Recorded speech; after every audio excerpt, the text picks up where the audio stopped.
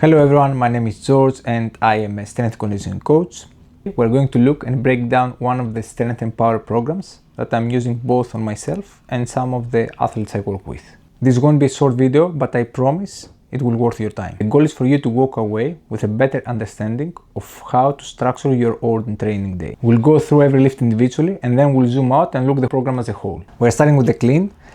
This is the highest power lift in the session. A heavy load moving at high velocity, which produces more power output than anything else that we'll do today.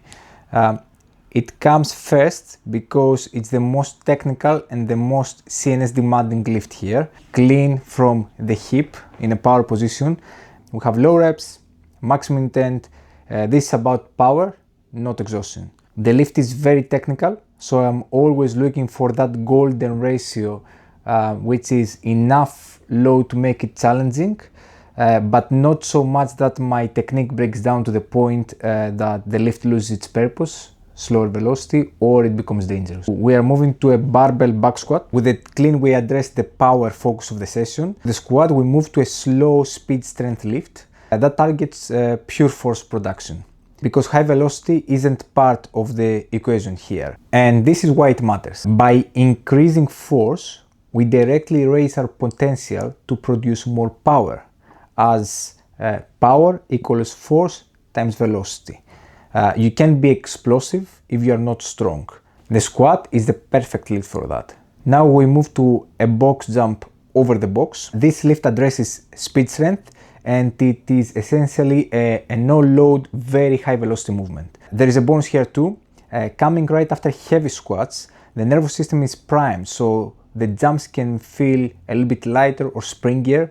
That's down to an effect that's called post-activation potentiation protocol, or PAP. There is also a specific reason that I jump over the box, and this is to address some hip flexion. Since I'm cleaning from the hip and I'm not dropping in full depth squat clean position, I'm not training that fast hip flexion elsewhere in this training program. This type of box jump helps me address a high velocity hip flexion right there. So let's make a quick recap what we have done so far with these three movements. We have a high force and high velocity movement, which is the clean.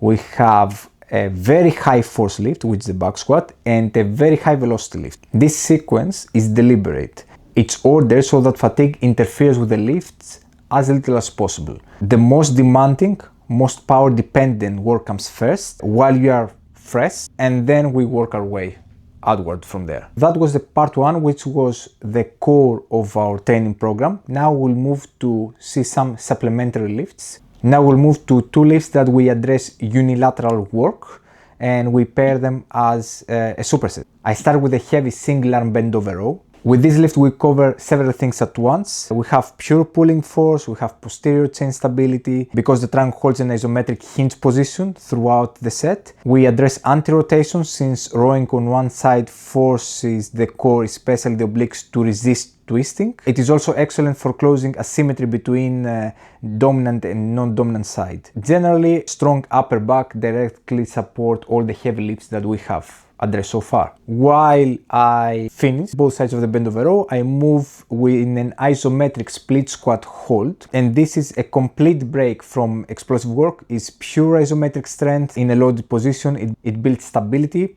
and single leg control. After all that speed and power, the intent in this lift is about control. Up to this point, I haven't really trained any control in a deep single leg position. So here I'm addressing endurance, stability, and again asymmetries between sides. Now we're moving to the second part of our supplementary lift. For core work, I start with some rotational medicine ball slams.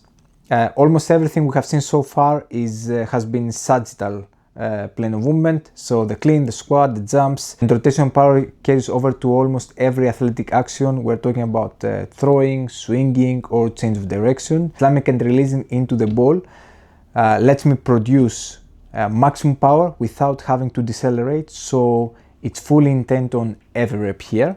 I pair this high velocity core movement with a low velocity control one. That is the suitcase carry. Loaded on one side, this works mainly as anti-inflection for the core. It resists side bending, which challenges the obliques and helps reduce imbalances between them. It's demanding on both core and grip strength. Now let's do a full recap. This is the full strength and power day on the screen, and you'll see all the details including set, reps, breaks, etc. It might look like 7 exercises, but when you will zoom out, you will see the bigger picture.